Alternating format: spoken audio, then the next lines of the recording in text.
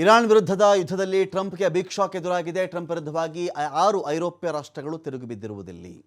ಆ ರಾಷ್ಟ್ರಗಳು ಟ್ರಂಪ್ ನೀನು ಮಾಡ್ತಿರೋ ಸರಿ ಇಲ್ಲ ಅಂತ ಹೇಳ್ತಾ ಇವೆ ಜೋರಾಗಿ. ಅಮೆರಿಕಕ್ಕೆ ಸಹಕಾರ ನಾನು ಕೊಡಲ್ಲ ಅಂತ ಹೇಳಿ ನೇಟೋ ರಾಷ್ಟ್ರಗಳು ಮಾತಾಡ್ತಾ ಇವೆ. ಯಾವ್ಯಾವುದು? France, Italy, Spain, Switzerland, Poland, ಜರ್ಮನಿಯಿಂದ ಇರಾನ್ನ ವಿರುದ್ಧದ ಯುದ್ಧಕ್ಕೆ ನಮ್ಮ ವಿರೋಧ ಇದೆ ಅಂತ ಹೇಳಿ ಅವರೆಲ್ಲರೂ ಮಾತಾಡ್ತಾ ಇದ್ದಾರೆ. ಅಮೆರಿಕಕ್ಕೆ ಯಾಕೆ ಶಾಕ್? ಇಟಲಿ ಹೇಳ್ತಾ ಇದೆ, ಅಮೆರಿಕದ ಒಂದು ಕಡೆ ಸ್ಪೇನ್ ಹೇಳಿರೋದು ಅಮೆರಿಕದ ಯುದ್ಧ ವಿಮಾನಗಳಿಗೆ, ಸ್ಪೇನ್ ಹೇಳಿರೋದು ಅಮೆರಿಕದ ಯುದ್ಧ ವಿಮಾನಗಳಿಗೆ ನನ್ನ ವಾಯುಪ್ರದೇಶ ನಾನು ಅವಕಾಶ ಮಾಡಿಕೊಡಲ್ಲ.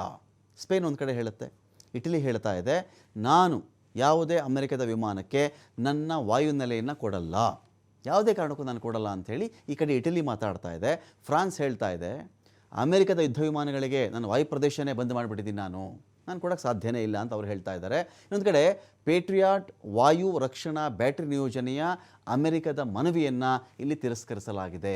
ಸ್ವಿಟ್ಜರ್ಲ್ಯಾಂಡ್ ಅಮೆರಿಕದ ಯುದ್ಧ ವಿಮಾನಗಳಿಗೆ ನನ್ನ ವಾಯುಪ್ರದೇಶ ಉಚಿತವಿಲ್ಲ, ಅದು ನಾನು ಕೊಡೋದೂ ಇಲ್ಲ, ಅದು ನಾನು ಬಂದ್ ಮಾಡಿದ್ದೀನಿ, ನಿಮಗೆ ಈ ಥರದ ದಾಳಿಗಳಿಗೆ ನನ್ನ ವಾಯುಸೀಮೆಯನ್ನು ತಾವು ಬಳಸ್ಕೋಬಾರ್ದು ಅಂತ ಹೇಳಿ ನ್ಯಾಟೋದಿಂದ ಇದೇ ಕಾರಣಕ್ಕೆ ಟ್ರಂಪ್ ಆಚೆ ಬಂದುಬಿಡ್ತಾರ ಇದೀಗ. ನ್ಯಾಟೋದಿಂದ ಅಮೆರಿಕ ಅಧ್ಯಕ್ಷ ಟ್ರಂಪ್ ಆಚೆ ಬರ್ತಾರ ಇದೀಗ ಅಂತ ನೋಡಿದಾಗ ಟ್ರಂಪ್ ಚಿಂತನೆ ಕೂಡ ಇದೆಯಂತೆ, ನಾನು ನ್ಯಾಟೋಯಿಂದನೇ ಆಚೆ ಬಂದುಬಿಡಬೇಕು. ಏನು ನಾವು ಯುದ್ಧಕ್ಕೆ ಕರೆದಾಗ, ಹೋರ್ಮುಜ್ ಬಳಿ ಕರೆದಾಗ, ಇರಾನ್ ಮೇಲೆ ಯುದ್ಧಕ್ಕೆ ಕರೆದಾಗ ಇವ್ರು ಯಾಕೆ ಬರಲಿಲ್ಲ? ಇವರು ಬರದೇ ಇದ್ದ ಮೇಲೆ ನಾನು ಇವ್ರ ಜೊತೆ ಯಾಕಿರಲಿ? ನನಗೆ ಇವರಿಂದ ಏನೂ ಲಾಭ ಇಲ್ಲ. ಯುದ್ಧಕ್ಕೆ ಕರೆದ್ರೂ ಬರ್ತಾ ಇಲ್ಲ, ಹೋರ್ಮುಜ್ ರಕ್ಷಣೆಗೆ ಬನ್ನಿ ಅಂದರೂ ಬರ್ತಾ ಇಲ್ಲ, ಅಮೆರಿಕ ಜನರ ತೆರಿಗೆ ಹಣ ನಾನು ಇಲ್ಲಿ ವೇಸ್ಟ್ ಮಾಡೋಕ್ಕಾಗಲ್ಲ, ನಿಮಗೆ ಬೇಕಿರ್ತಕ್ಕಂಥ ತೈಲ ನೀವು ತೊಗೊಳಕ್ಕೋಸ್ಕರ ಬನ್ನಿ ಅಂತ ಕರೆದ್ರೂ ಬರ್ತಿಲ್ಲ, ನಾನು ಯಾಕೆ ಇರಬೇಕು ಅಂತ ಕೂಡ ಇದೀಗ ಟ್ರಂಪ್ ಚಿಂತನೆ ಇದೆಯಂತೆ.